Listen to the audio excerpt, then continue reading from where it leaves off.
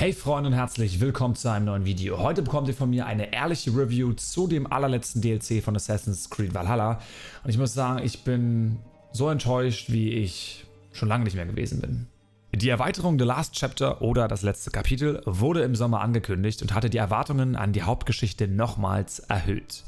Nun ist es draußen, es ist kostenlos für alle und trotz einigen ziemlich guten Punkten ist diese Content-Erweiterung eine, wo ich richtig enttäuscht worden bin. Wenn nicht sogar ein bisschen pisst war, als ich das DLC fertig gespielt habe. Dennoch war der Rest, also das letzte Update 1.6.2, was zum gleichen Zeitpunkt kam, eine echt gute Addition, denn es wurden doch schon eine Menge Fixes behoben und einige Features, bis auf New Game Plus natürlich, bieten halt nochmals einen Mehrwert in diesem Update. Aber lasst uns jetzt mal über die positiven Dinge hier sprechen. Ihr könnt nämlich ein Abo auf meinem Kanal da lassen und einen Dränger-Daumen nach oben, wenn euch solche Videos gefallen. Aber nee, Spaß beiseite, lasst uns wirklich mit den positiven Dingen zum DLC beginnen. Hier wird es natürlich auch zu Spoilern kommen, dementsprechend seid ihr hiermit gewarnt. Das DLC The Last Chapter beginnt in unserer Siedlung gegenüber davon.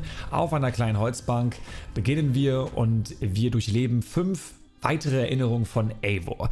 Diese erweitern ein wenig die Geschichte von den Begleitern und Gefährten, die wir auf der Reise in Englerland getroffen haben. Und ich finde, das Ganze ist so ein bisschen wie so ein Behind-the-Scenes-Quest oder Behind-the-Scenes-Video, denn in Englerland und in Norwegen beenden wir die Quests dort, schaffen Bündnisse und verlassen die Region dann wieder. Und in den meisten Fällen haben wir die Führungspersonen aus diesen Regionen nie wieder getroffen und wir wissen gar nicht, was bei denen so abgegangen ist. Wir erfahren zum Beispiel, dass König Alfred den Templerorden neu bzw. den Orden der Ältesten neu schaffen möchte oder erschaffen möchte und unsere Hilfe möchte. Und wir bekommen natürlich auch mit, wie König Harald aus Norwegen nach Island reisen möchte und uns auch sogar bittet, dahin zu reisen. Und ich finde, das bringt nochmal richtig gute Ideen in diese Charaktere und auch so ein bisschen Tiefe. Auch die Verknüpfung mit den Isu in der Sequenz, wo wir König Harald treffen, die ist sehr gelungen. Und auch die Connection mit William Miles, ein Charakter, den wir schon über Jahre kennen, die fand ich klasse. Und ganz am Ende natürlich die Sequenz mit der DNA ist, glaube ich, mit das Interessanteste aus diesem DLC. Ja, ich finde das, wo man noch am meisten überrascht war tatsächlich. Zu dieser DNA-Sequenz gibt es mittlerweile auch eine Theorie im Netz. Viele reden davon, dass in 29 Tagen irgendwas kommt. Viele reden auch davon, dass man diese Sequenz rückwärts lesen muss. Dann würde der 29. April 2023 herauskommen.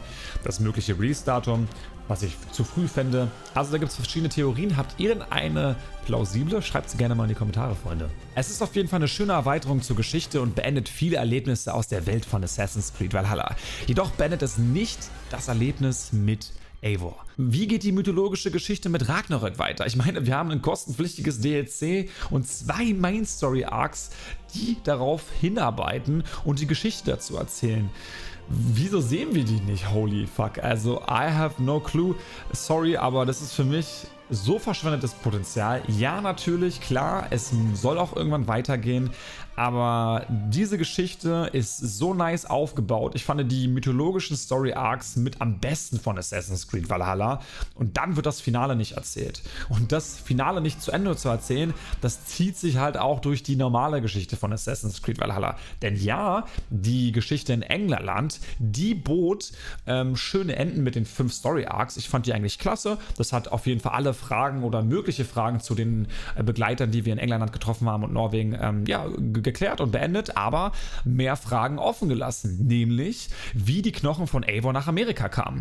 Im Grunde, klar, wurde das beantwortet, kann man sagen. Ja? Eivor ging auf Reisen, um sich selbst zu finden und um sich mit Odin auseinanderzusetzen. An sich macht das ja auch Sinn. Leute lernen sich auf Reisen gut kennen, aber es macht einfach oder reißt einfach mehr Fragen auf, als Fragen geklärt werden. Nicht Brain Error, beste. Warum blieb sie in Vinland? Ja, warum reiste sie nicht woanders hin, um sich selbst kennenzulernen? Vielleicht ist sie woanders hingereist, das ist vielleicht auch nicht so relevant, aber es wird einfach nicht geklärt. Vielleicht soll da auch Raum für Spekulation sein, ich weiß es nicht, aber ich finde, das ist doch für ein Ende nicht notwendig, jetzt noch irgendwie Spekulationen reinzuballern, Theorien oder irgendwelche Schriftzeichen oder sowas, sondern hier ist das Ende von dem Game, was eigentlich nice ist, 2 Jahre ging und dann beendet man das einfach bombastisch mit einer nice Story. Vieles wurde halt wirklich nicht zu Ende gedacht, hatte ich das Gefühl, ja. Die Geschichte mit Harald, diesen Story-Arc, der ist nice. Und Harald lädt uns ein, nach Island zu gehen. Das wäre doch die perfekte Grundlage für die Reise nach Vinland. Denn historisch ist es auch bekannt, dass Wikinger oder die ersten vor allen Dingen vorher in Island waren und dann nach Grönland und dann nach Vinland gereist sind. Korrigiert mich, wenn ich falsch liege. Aber es ist dementsprechend auch gar nicht so weit entfernt von der wahren Geschichte. Eine Island-Map wäre nochmal richtig nice gewesen. Hätte gar nicht so groß sein müssen. Nur so eine kleine Stadt, so Reykjavik-mäßig. Mehr nicht, das wäre es doch gewesen, es wäre doch schön gewesen, ja. Ist aber nicht passiert. Hier wurde was gecuttet. Sehr, sehr schade. Und dann auch natürlich im Vinland-Bereich selber, beziehungsweise die Reise nach Vinland. Warum reist Eivor genau nach Vinland? Ist da irgendwas Besonderes, wo sie Odin besser kennenlernen kann? Ist da irgendwas Besonderes außer die Höhle, die wir nie aufmachen, erst in Assassin's Creed 3? Ist da noch was anderes?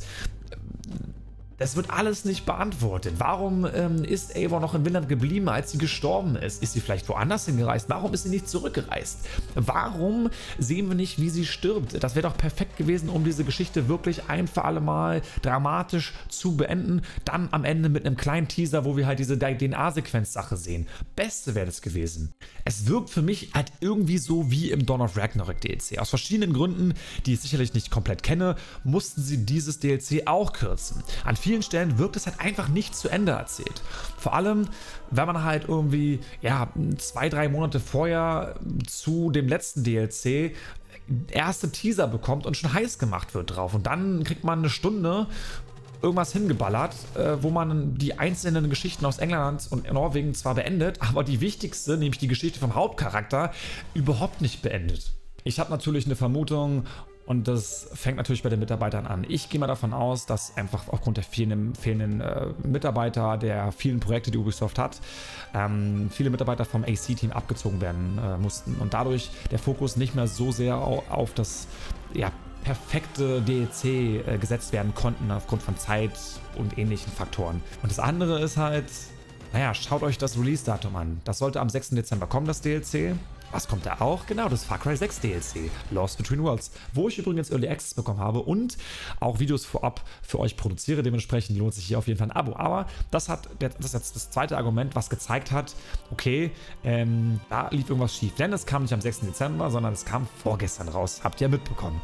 Um 21 Uhr, also zu einer Zeit, wo eigentlich normalerweise keine Sachen geplant hochgeladen werden. Es wirkte also so, als fände da oder als hat da keine Kommunikation stattgefunden. Das ist die Wirkung. Ja, als wäre das nicht zu Ende gedacht worden, so wie zum Beispiel das DLC selbst oder das Ragnarok DLC. Als wäre es nicht zu Ende geplant worden, so rum. So ist die Wirkung. Das heißt also, mangelnde Kommunikation kann da vielleicht auch dazu geführt haben, dass dieses DLC nicht so super befriedigend ist, wie ihr es vielleicht erwartet habt. Und das andere, ich weiß es nicht, da spielen eine Menge Faktoren eine Rolle, aber ich muss mal jetzt Tacheles reden. Ich bin euch ehrlich, Freunde, ich liebe Assassin's Creed und ja, ich arbeite mit Ubisoft zusammen, aber ich habe mir nach dem Durchspielen vom DLC, ich meine, das ist nur eine Stunde, was ja okay ist, aber ich habe mir dann gedacht, what the fuck, Bro, was ist das jetzt? Wieder sowas Unfertiges, wieder sowas Ungeplantes. Es gibt so viele geile Leute bei Ubisoft, die so viel Passion haben für diese Marke.